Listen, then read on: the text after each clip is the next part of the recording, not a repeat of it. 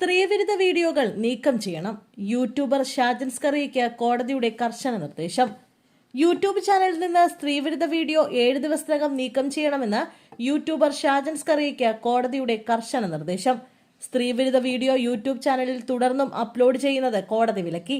Ernakulam additional sessions കോടതിയുടേതാണ് ഉത്തരവ്.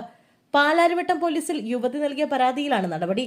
കേസിൽ ഷാജന് മുൻകൂർ ജാമ്യം അനുവദിക്കുകയും ചെയ്തിരുന്നു. സ്ത്രീത്വത്തെ അപമാനിക്കുന്ന തരത്തിൽ വ്യാജവാർത്ത ചെയ്തതിനാണ് പാലാരിവട്ടം പോലീസ് ഷാജൻ സ്കറിയയ്ക്കെതിരെ ജാമ്യമില്ലാ വകുപ്പ് പ്രകാരം കേസെടുത്തത്. ഷാജൻ സ്കറിയയ്ക്കെതിരെ സമാന സ്വഭാവമുള്ള മറ്റൊരു കേസും യുവതി തൃപ്പൂണിത്തുറ ഹിൽ പാലസ് പോലീസിൽ നൽകിയിട്ടുണ്ട്. സ്ത്രീത്വത്തെ അപമാനിക്കും വിധം വീഡിയോ യൂട്യൂബിൽ പങ്കുവച്ചുവെന്ന ഈ കേസിൽ ഷാജൻ സ്കറിയ മുൻകൂർ ജാമ്യം നേടിയിരുന്നു.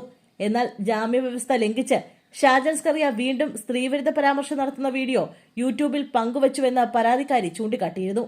ജാമ്യവ്യവസ്ഥ ലംഘിച്ച ഇയാളുടെ ജാമ്യം റദ്ദാക്കണമെന്നാവശ്യപ്പെട്ട് പരാതിക്കാരി കോടതിയെ സമീപിച്ചു.